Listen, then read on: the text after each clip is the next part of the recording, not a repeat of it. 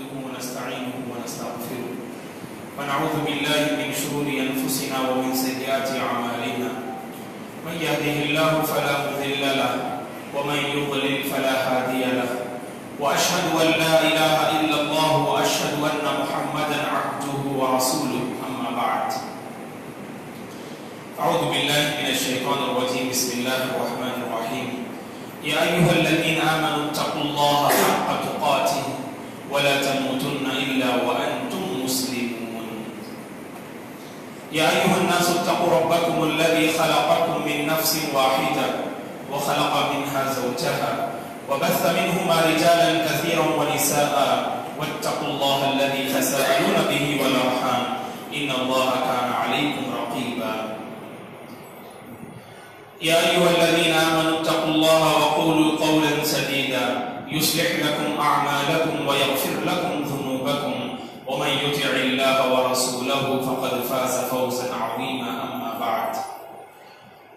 فإن خير الحديث كتاب الله وخير الهدي هدي محمد صلى الله عليه وسلم وشر الأمور محدثاتها وكل محدثة بدعة وكل بدعة ضلالة وكل ضلالة في النار أما بعد أعوذ بالله من الشيطان الرجيم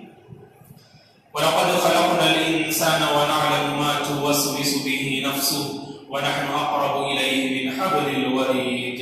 إذ يتلقى المتلقيان عن اليمين وعن الشمال قعيد ما يلفظ من قول إلا لديه رقيب عتيد وجاءت سكرة الموت بالحق ذلك ما كنت منه تحيد ونفخ في الصور ذلك يوم الوعيد وجاءت كل نفس معها سائق وشهيد لقد كنت في غفلة من هذا فكشفنا عنك غطاءك فبصرك اليوم حديد وقال قرينه هذا ما لدي عتيد ألقيا في جهنم كل كفار عنيد مناع للخير معتد مريب الذي جعل مع الله إلها آخر فألقياه في العذاب الشديد قال قرينه ربنا ما أطغيته ولكن كان في ضلال بعيد قال لا تختصموا لدي وقد قدمت إليكم بالوعيد ما يبدل القول لدي وما أنا بظلام للعبيد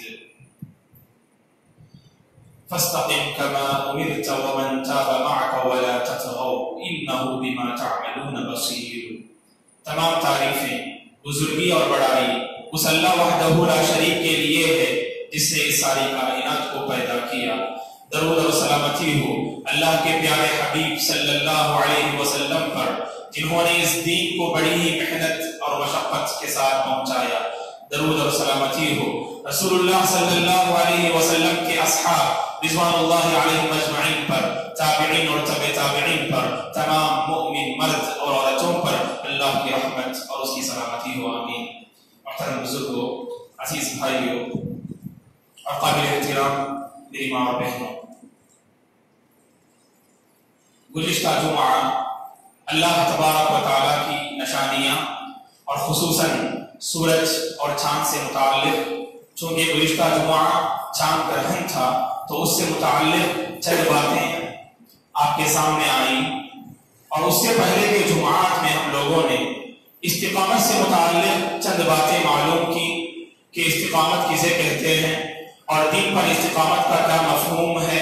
اور اسی طرح سے انبیاء اکرام علیہ السلام کی زندگی میں استقامت کی یہ صفت کس طرح نمایاں طور پر نظر آتی ہے تو اس سے متعلق چند باتیں ہم نے معلوم کی اسی سلسلے کو آگے بڑھاتے ہوئے کہ استقامت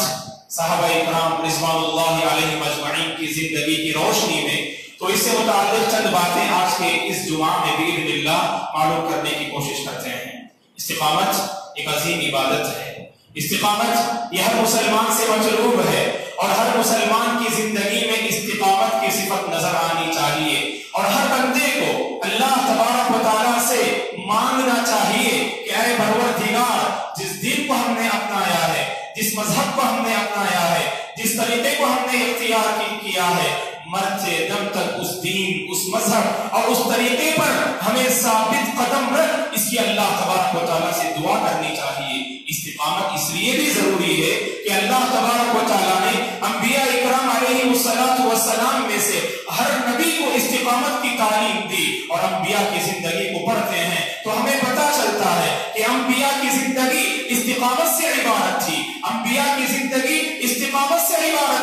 اور ہر نبی کی زندگی میں آپ کو استقامت کی یہ صفت نظر آئے گی. اور استقامت اس لیے بھی ضروری ہے کہ انسان اس وقت تک کامل مومن ہو نہیں سکتا جب تک کہ اس کی زندگی میں استقامت نہ ہو. استقامت کمال ایمان کی دلیل ہے، استقامت کمال تقوی کی دلیل ہے، اور کامل بندہ ہونے کی پہچان استقامت سے کی جاتی ہے. تو اسی لیے بھی استقامت ضروری ہے. اور استقامت اس لیے بھی ضروری ہے کہ دنیا اور آخرت کی کامیابی کا دار و مدار اسی پر منحصر ہے. دنیا اور آخرت میں اگر ہم کامیاب ہونا چاہتے ہیں اور حقیقی کامیابی کے مستحق بننا چاہتے ہیں تو ہم میں سے ہر ایک کو استقامت اپنانے کی ضرورت ہے. اور استقامت اس لیے بھی ضروری ہے کہ اگر ہم چاہتے ہیں کہ دشمن ہم پر مسلط نہ ہو، دشمن ہم پر غالب نہ ہو، بلکہ دشمن ہم پر مغلوب ہو اور ہم دشمن پر غلبہ پائیں، تو اس کے لیے بھی ضروری ہے کہ ہم استقامت کے ساتھ زندگی بسر کرنے کی کوشش کریں. اور استقامت اس لیے بھی ضروری ہے کہ اللہ تبارک و تعالیٰ نے قرآن مجید میں اپنے نبی کو استقامت اپنانے کی تعلیم دیتے ہوئے کہا. خطبہ مسنونہ کے بعد آپ کے سامنے سورہ ہود کی ایک آیت کریمہ تلاوت کی گئی جس میں اللہ تبارک و تعالیٰ نبی کریم صلی اللہ علیہ وسلم اور آپ پر ایمان لانے والے صحابہ اکرام رضوان اللہ علیہم اجمعین کو استقامت کی تعلیم دیتے ہوئے کہا کہ فاستقم کما امرت ومن تاب معك ولا تطغوا. اے نبی آپ استقامت کے ساتھ زندگی بسر کیجئے، آپ ثابت قدم رہیے جیسا کہ آپ کو حکم دیا جا رہا ہے. اور آپ جنہوں نے آپ کی پیروی کی اور جنہوں نے آپ کے ساتھ اللہ تبارک و تعالیٰ سے توبہ کی اور رجوع کیا تو انہیں بھی اسی بات کا حکم دیا جا رہا ہے کہ استقامت کو اپنائیں. اس آیت کی تفسیر کرتے ہوئے امام ابن کثیر رحمۃ اللہ علیہ جو مشہور مفسر ہیں، جن کی تفسیر کے عالم اسلام میں مقبول ہے، جسے ہم تفسیر ابن کثیر کے نام سے جانتے ہیں، تو امام ابن کثیر رحمۃ اللہ علیہ نے اپنی تفسیر میں اس آیت کی تفسیر کرتے ہوئے کہا کہ یأمر اللہ تعالی رسولہ وعبادہ المؤمنین بالثبات والدوام علی الاستقامہ ولأن ذلك من اکبر العون علی النصر علی الاعداء. امام ابن کثیر رحمۃ اللہ علیہ فرماتے ہیں کہ اللہ تبارک و تعالی سورہ ہود کی اس آیت کریمہ میں اپنے نبی کریم صلی اللہ علیہ وسلم کو اور سارے ایمان والے بندوں کو استقامت پر مرتے دم تک ثابت قدم رہنے کی، یعنی ایمان پر ثابت قدم رہنے کی اللہ تبارک و تعالی حکم دیتے ہیں. جانتے ہیں کیوں؟ وَلِأَنَّ ذَلِكَ مِنْ أَكْبَرِ الْعَوْنِ عَلَى النَّصْرِ عَلَى الْأَعْدَاءِ. اگر ہم چاہتے ہیں کہ دشمن پر غلبہ پائیں، دشمن مغلوب ہو، اگر ہم چاہتے ہیں کہ دشمن ہم پر مسلط نہ ہو، تو اس کے لیے سب سے اہم راستہ یہی استقامت والا راستہ ہے. استقامت کے راستے سے انسان دشمن پر غلبہ پا سکتا ہے، استقامت کے راستے سے انسان کامیابی حاصل کر سکتا ہے، استقامت پر رہتے ہوئے انسان دنیا اور آخرت کی ہر قسم کی بھلائی سے انسان فائدہ اٹھا سکتا ہے. اسی لیے اللہ تبارک و تعالیٰ نے نبی کریم صلی اللہ علیہ وسلم کو سورہ ہود میں استقامت اپنانے کی تعلیم دی. اور سورہ ہود پڑھ کر دیکھیں دوستو، سورہ ہود پڑھ کر دیکھیں، 12ویں پارے میں یہ سورہ ہود موجود ہے. اللہ تبارک و تعالیٰ نے اس سورت میں بہت سارے انبیاء کے واقعات کو اللہ تبارک و تعالیٰ نے بیان کیا کہ انبیاء اکرام علیہ السلام نے قوم والوں کا کیسا سامنا کیا، اور انبیاء اکرام علیہ السلام کی زندگی میں کیسی آزمائشیں آئی اور کیسی مصیبتوں کا انہوں نے سامنا کیا، اور ہر نبی نے آزمائش کے موقع پر، مصیبت کے موقع پر استقامت کو کیسے اپنایا، دین پر وہ کیسے ثابت قدم رہے. ان ساری تفصیلات کو اللہ تبارک و تعالیٰ سورہ ہود میں بیان کرتا ہے. سورہ ہود میں اللہ تبارک و تعالیٰ بیان کرتا ہے ہود علیہ السلام کی قوم والے آپ نے ہود علیہ السلام کو ڈرایا، دھمکایا اور انہیں اذیتیں دی اور کہا کہ اے ہود، اگر تم ایک اللہ تبارک و تعالیٰ پر ایمان لانے کی بات سے باز نہیں آؤ گے تو ہم تمہیں ختم کر دیں گے، ہم تمہارا معاملہ یہی سے ختم کر دیں گے. جان لینے کی انہوں نے دھمکی دی. لیکن نبی ہود علیہ السلام نے قوم والوں کا استقامت پر رہتے ہوئے آپ نے کیسا جواب دیا؟ کہا کہ انی توکلت علی اللہ ربی و ربکم، کہ بے شک میں اللہ پر جو کہ میرا اور تمہارا پروردگار ہے اس پر میں ایمان لایا. جو چاہے کر لو، تم اور تمہارے معبودات مل کر جو چاہے کر لو، تم میرا کچھ بھی نہیں بگاڑ سکتے، اس لیے کہ میرا اللہ تبارک و تعالیٰ پر کامل ایمان ہے. تو نبی ہود علیہ السلام کا یہ جواب قوم عاد کے حق میں، تو اس سے ہمیں پتا چلا کہ ہر نبی کی زندگی میں آزمائشیں آئی لیکن ہر نبی نے ثابت قدم، ہر نبی نے ثبات قدمی کو اپنایا. اسی وجہ سے ابن عباس رضی اللہ عنہما فرماتے ہیں، جو قرآن مجید کے ترجمان کہلاتے ہیں، جو اس امت محمدیہ کے ماہر عالم دین کہلاتے ہیں، جن کے متعلق اہل علم کے پاس یہ متفق علیہ امر ہے کہ آپ ترجمان قرآن کے لقب سے ملقب ہیں، تو وہیں پر آپ کو حبر هذه الامہ بھی کہا جاتا ہے۔ اس امت محمدیہ کے کامل عالم اور اسی طرح سے قرآن مجید کے ترجمان، جن کے حق میں اللہ کے رسول صلی اللہ علیہ وسلم نے دین کی سمجھ کی دعا دی تھی، اور جن کے حق میں اللہ کے رسول صلی اللہ علیہ وسلم نے علم تفسیر کی دعا دی تھی، اللہم فقہہ فی الدین وعلمہ التاویل۔ یہ ابن عباس رضی اللہ عنہ کے حق میں رحمت للعالمین صلی اللہ علیہ وسلم نے دعا فرمائی۔ ایسے جلیل القدر صحابی ابن عباس رضی اللہ عنہما فرماتے ہیں کہ ما نزلت على رسول الله صلى الله عليه وسلم في جميع القرآن آية كانت أشد ولا أشق عليه إلا من هذه الآية، کہ فرماتے ہیں کہ اللہ کے رسول صلی اللہ علیہ وسلم پر قرآن مجید میں جتنی آیتیں نازل ہوئی ہیں، سورہ ہود کی اس آیت سے زیادہ سخت آیت کوئی آیت نازل نہیں ہوئی، اور یہ آیت بڑی بھاری آیت ہے جو آپ صلی اللہ علیہ وسلم پر نازل کی گئی۔ فاستقم كما امرت ومن تاب معك ولا تطغوا انه بما تعملون بصير۔ اس آیت کے بارے میں اور اس آیت میں اللہ تبارک و تعالی رسول اللہ صلی اللہ علیہ وسلم کو استقامت کی تعلیم دیتے ہیں، اور استقامت پر رہنا یہ کوئی معمولی بات نہیں۔ اسی لیے ابن عباس رضی اللہ عنہما نے کہا کہ قرآن مجید میں جتنی آیتیں نازل ہوئی ہیں، ان آیتوں میں سب سے زیادہ سخت اور سب سے زیادہ تکلیف گویا کہ آپ پر جو گزری، گویا کہ یہ آیت کریمہ ہے جو آپ صلی اللہ علیہ وسلم پر نازل ہوئی۔ اسی وجہ سے آپ صلی اللہ علیہ وسلم سے جب صحابہ کرام رضوان اللہ علیہ اجمعین نے کہا اسرع الیک الشیب یا رسول اللہ، اے اللہ کے رسول، ہم بڑھاپے کے آثار آپ کے چہرے پر نظر آ رہے ہیں، بڑھاپے کے آثار آپ پر نظر آ رہے ہیں، تو اللہ کے رسول صلی اللہ علیہ وسلم نے کیا فرمایا؟ شیبتنی ہود واخواتها، سورہ ہود اور اس کی بہنوں نے مجھے بوڑھا کر دیا، سورہ ہود اور اس جیسی سورتوں نے مجھے بوڑھا کر دیا۔ دراصل اللہ تبارک و تعالیٰ اس آیت کریمہ میں رسول اللہ صلی اللہ علیہ وسلم کو استقامت کی تعلیم دیتے ہیں دوستو، تو لہذا اس استقامت سے ہماری زندگی عبارت ہونی چاہیے، استقامت کو اپنانے کی ضرورت ہے۔ صحابہ کرام رضوان اللہ علیہ اجمعین کی زندگی کو پڑھ کر دیکھیں، آپ صحابہ کرام رضوان اللہ علیہ اجمعین کی زندگی کو پڑھنے سے ہمیں استقامت کی بات جھلکیاں نظر آتی ہیں، اور بعض واقعات کو اس سے پہلے جمعہ میں ہم نے معلوم کیا، جیسا کہ ابو بکر صدیق رضی اللہ عنہ کا کیا معاملہ تھا، فتنوں کا مقابلہ کرتے ہوئے، فتنوں کا سامنا کرتے ہوئے آپ نے کیسے استقامت کا ثبوت دیا، اور اسی طرح سے یاسر کے خاندان والے یاسر اور آپ کے بیٹے عمار اور آپ کی بیوی سمیہ رضی اللہ عنہا نے اسی دین کی خاطر انہوں نے کتنی آزمائشوں کا سامنا کیا، لیکن کبھی استقامت کے راستے سے وہ باز نہیں آئے۔ یہ صحابہ کرام رضوان اللہ علیہ اجمعین تھے، اسی وجہ سے اللہ نے قرآن مجید میں ان صحابہ کرام کے ایمان کو سرٹیفکیٹ دیتے ہوئے کہا فَإِنْ آمَنُوا بِمِثْلِ مَا آمَنْتُمْ بِهِ فَقَدِ اهْتَدَوْا۔ ان صحابہ کرام کو ستایا گیا، آزمایا گیا، تکلیفیں دی گئی، راہوں میں کانٹے بچھائے گئے اور ہر قسم کی اذیت سے دوچار کیا گیا، لیکن یہ صحابہ کرام تھے رضی اللہ عنہم ورضوان، اللہ ان سے راضی اور وہ اللہ تبارک و تعالیٰ سے راضی، استقامت کے راستے پر مرتے دم تک وہ ثابت قدم رہے۔ اسی وجہ سے اللہ تبارک و تعالیٰ نے انہیں عظیم خوشخبری سنائی کہ اللہ تبارک و تعالیٰ کی رضامندی کے مستحق بن گئے۔ یہ صہیب ابن سنان رضی اللہ عنہ ہیں، جنہیں صہیب الرومی رضی اللہ عنہ کے نام سے جانتے ہیں، عظیم صحابی ہیں، آپ کا تعلق روم سے تھا، روم کے رہنے والے آپ تھے، اور مکے کے بازار میں آپ کو لا کر بیچا جاتا ہے غلام بنا کر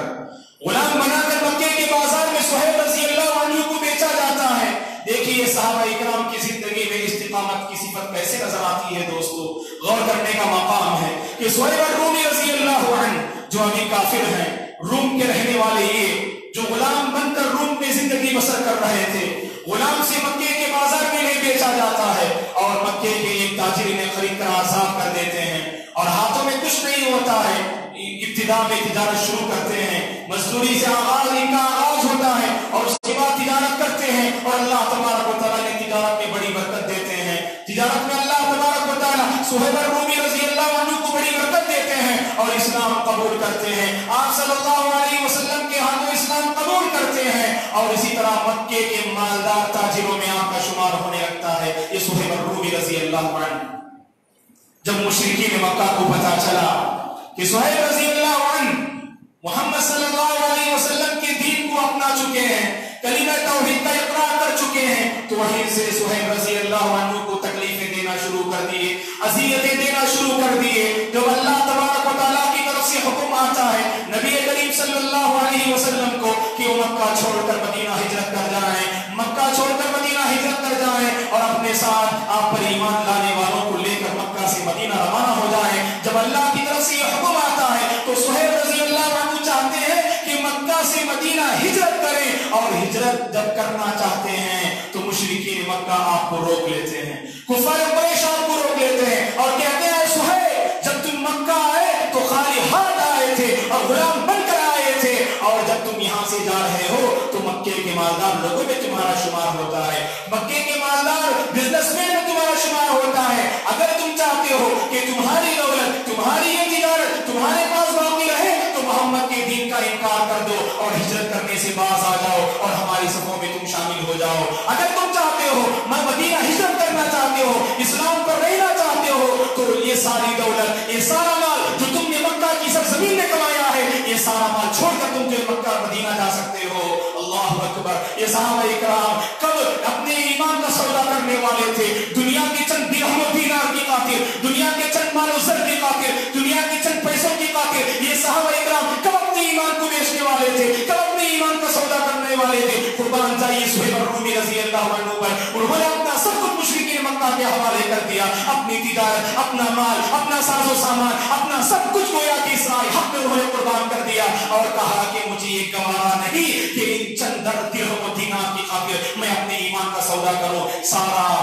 مال اور ساری دولت مشرکین مکہ کے ہاتھوں حوالہ کرتے ہوئے آپ مکہ سے مدینہ ہجرت کر جاتے ہیں۔ یہ عظیم صحابی صہیب الرومی رضی اللہ عنہ، یہی استقامت ہے دوستو، یہی استقامت ہے۔ استقامت کا مطلب ہوتا ہے ہم نے دین کو اپنایا۔ کبھی یاد رکھیں دوستو، کبھی ہم مال و زر کے نشے میں، پیسے کے نشے میں ہم اللہ تبارک و تعالیٰ کی نافرمانی نہ کریں، بلکہ ہمیشہ اسلام کو غالب رکھنا چاہیے، اسلام کو سامنے رکھنا چاہیے، اسلام کی تعلیمات ہماری زندگی میں غالب نظر آنی چاہیے، اور ہماری بقیہ جو نفسانی خواہشات ہیں وہ سب شریعت کے تابع ہونی چاہیے۔ یہی تو استقامت کا مفہوم ہے کہ قدم قدم پر اللہ تبارک و تعالیٰ کی اطاعت اور قدم قدم پر شریعت اسلامیہ کی پابندی، یہی اللہ تبارک و تعالیٰ ہم مسلمان سے چاہتے ہیں۔ اگر یہ کیفیت ہماری زندگی میں نہ آ جائے تو سمجھ لیجئے کہ ہم نے استقامت کو اپنایا۔ صہیب الرومی رضی اللہ عنہ نے اسی دین کی خاطر اپنا سب کچھ انہوں نے قربان کر دیا،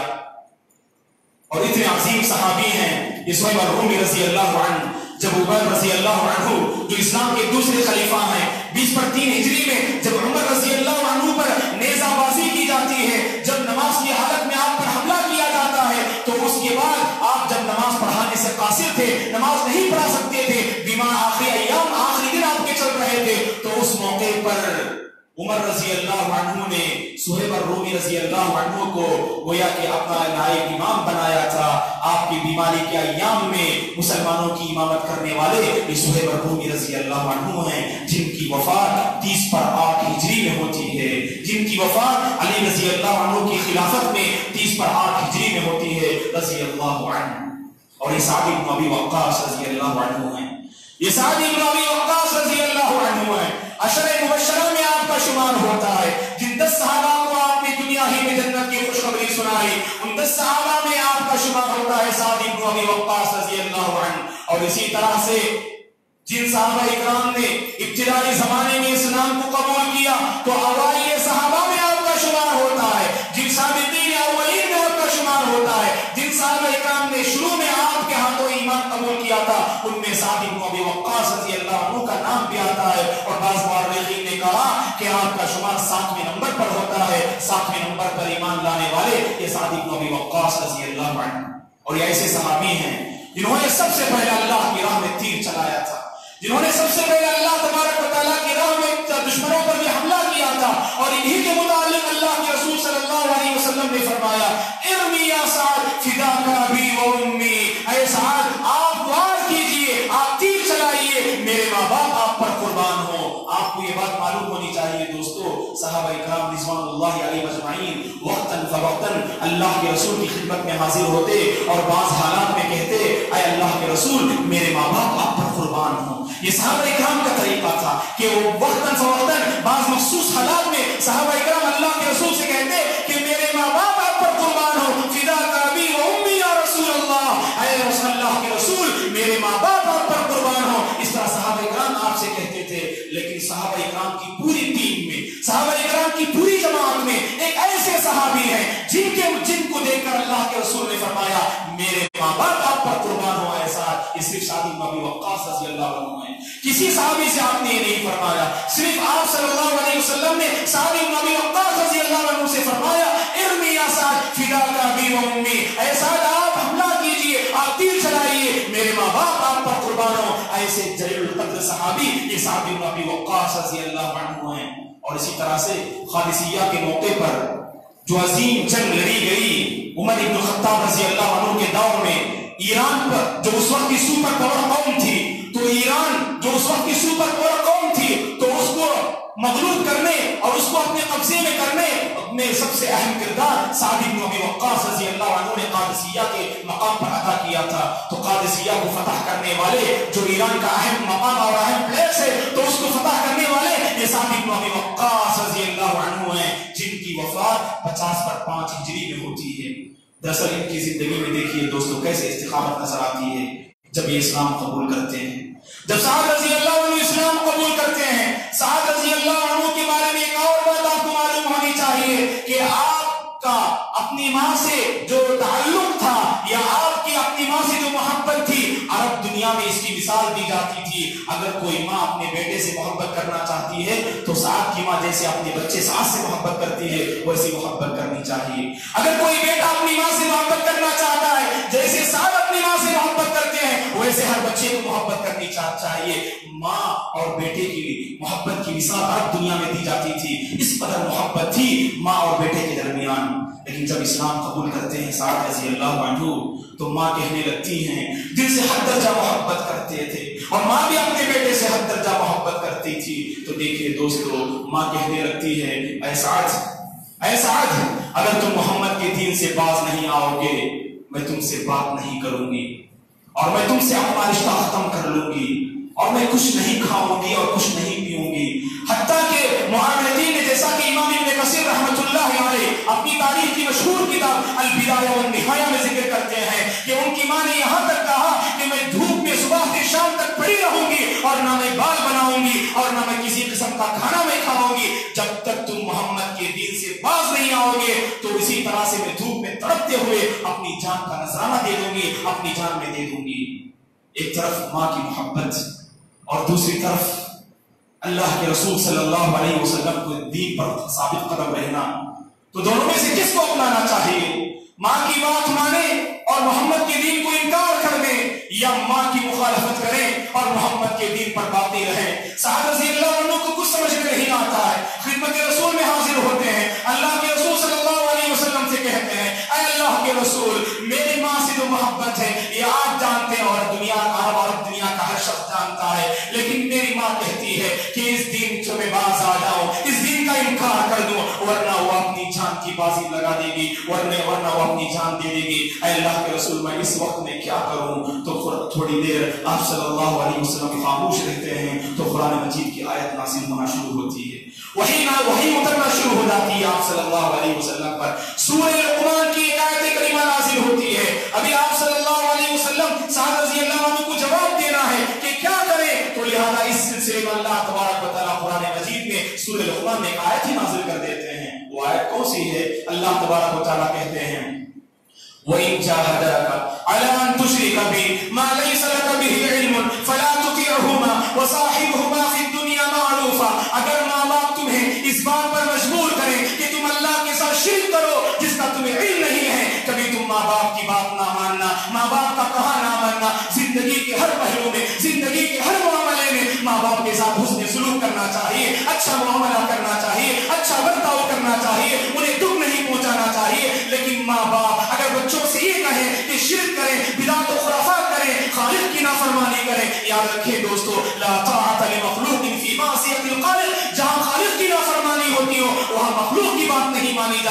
اگرچہ ماں باپ ہی کیوں نہ صحیح، اگر ماں باپ شرک کی دعوت دیں، بت پرستی کی دعوت دیں، قبر پرستی کی دعوت دیں، تو گویا کہ ماں باپ کی بات نہیں مانی جائے گی۔ اس کے علاوہ دنیاوی معاملات میں ان کے ساتھ اچھا معاملہ کرنا چاہیے۔ شرک کے علاوہ بقیہ جتنی باتیں ہیں اور اسی طرح سے نافرمانی کے علاوہ جتنے اچھے کام ہیں، ہر ایک میں ہاتھ بٹانا چاہیے، ان کا کہاں ماننا چاہیے، انہیں اس تک نہیں کہنا چاہیے۔ اللہ تبارک و تعالیٰ یہ آیت کریمہ جو نازل کرتے ہیں، اس کے بعد دیکھیے سعد بن ابی وقاص رضی اللہ عنہ کا استقامت، آپ کی ثواب قدمی کا جو ہے آپ بغور جائزہ لیں۔ سعد رضی اللہ عنہ کو اس بات کا علم ہو چکا کہ شرک کے معاملے میں کبھی سمجھوتا نہیں ہوگا اور شرک کے معاملے میں کبھی ماں باپ کی بات نہیں مانی جائے گی۔ ادھر ماں کہہ رہی ہے کہ اگر تم محمد کے دین سے باز نہیں آؤ گے تو میں اپنی جان کا نذرانہ دے دوں گی، اپنی جان قربان کر دوں گی۔ ادھر اللہ تبارک و تعالیٰ کہتے ہیں کہ شرک کے معاملے میں کبھی اپنے والدین کا کہا نہ ماننا۔ تو وہ سعد رضی اللہ عنہ جو اپنی ماں سے حد درجہ محبت کرتے تھے،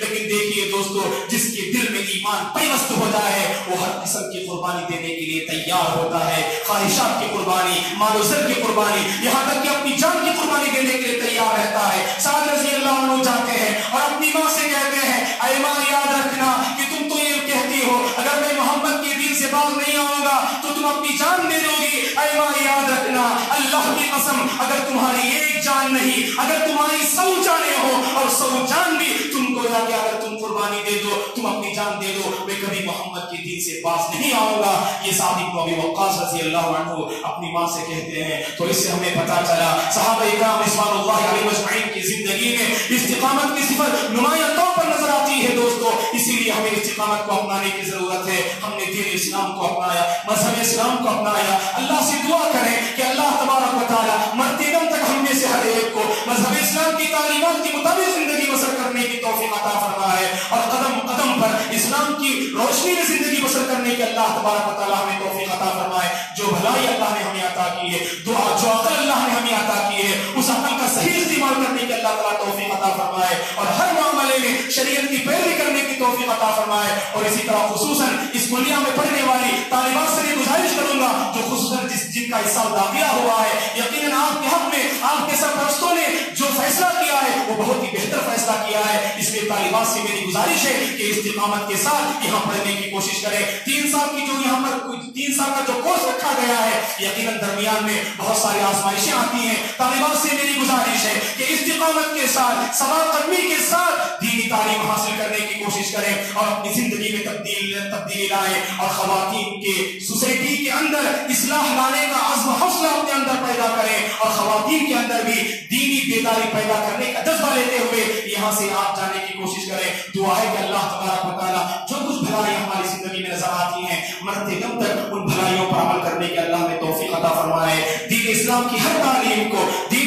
اسلام کی ہر تعلیم کو ثبات قدمی کے ساتھ ادا کرنے کے اللہ تعالیٰ میں توفیق عطا فرمائے۔ آمین۔ اقول قولی ھذا واستغفر اللہ لی ولکم ولسائر المسلمین من کل ذنب فاستغفروہ انہ هو الغفور الرحیم۔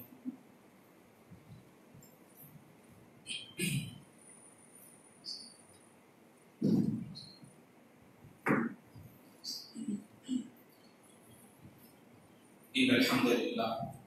نحمده ونستعينه ونستغفره ونعوذ بالله من شرور أنفسنا ومن سيئات أعمالنا من يهده الله فلا مضل له ومن يضلل فلا هادي له وأشهد أن لا إله إلا الله وأشهد أن محمدا عبده ورسوله أما بعد فأعوذ بالله من الشيطان الرجيم بسم الله الرحمن الرحيم إن الله وملائكته يصلون على النبي يا أيها الذين آمنوا صلوا عليه وسلموا تسليما اللهم صل على محمد وعلى آل محمد كما صليت على إبراهيم وعلى آل إبراهيم إنك حميد مجيد اللهم بارك على محمد وعلى آل محمد كما باركت على إبراهيم وعلى آل إبراهيم إنك حميد مجيد اللهم أعز الإسلام والمسلمين وأذل الشرك والمشركين ربنا لا تؤاخذنا إن نسينا وأخطأنا ربنا ولا تحمل علينا إصرا كما حملت على الذين من قبلنا ربنا ولا تحملنا ما لا طاقة لنا به واعف عنا واغفر لنا وارحمنا أنت مولانا فانصرنا على القوم الكافرين ربنا لا تزغ قلوبنا بعد إذ هديتنا وهب لنا من لدنك رحمة إنك أنت الوهاب اللهم آت نفوسنا تقواها وزكها أنت خير من زكاها أنت وليها ومولاها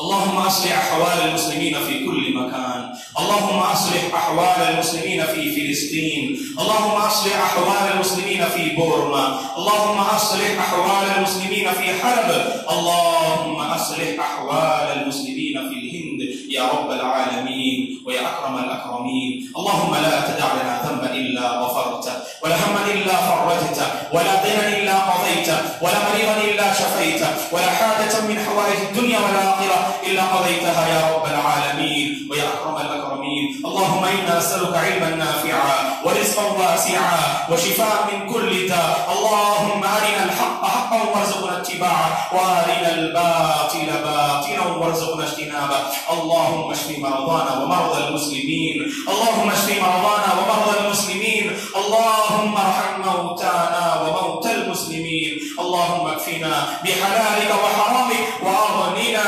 بفضلك عمن سواك. اللهم ارحمنا، اللهم ارحمنا، اللهم انصرنا، اللهم اغفر لنا، اللهم اغفر لنا. اللهم انا نسألك الهدى والتقى والعفاف والغنى. عباد الله رحمني ورحمكم الله، فاعوذ بالله من الشيطان الرجيم. إن الله يأمر بالعدل والإحسان وإيتاء ذي القربى وينهى عن الفحشاء والمنكر والبغي يعظكم لعلكم تذكرون. اذكروا الله العظيم يذكركم، ولذكر الله تعالى أكبر، والله يعلم ما تصنعون.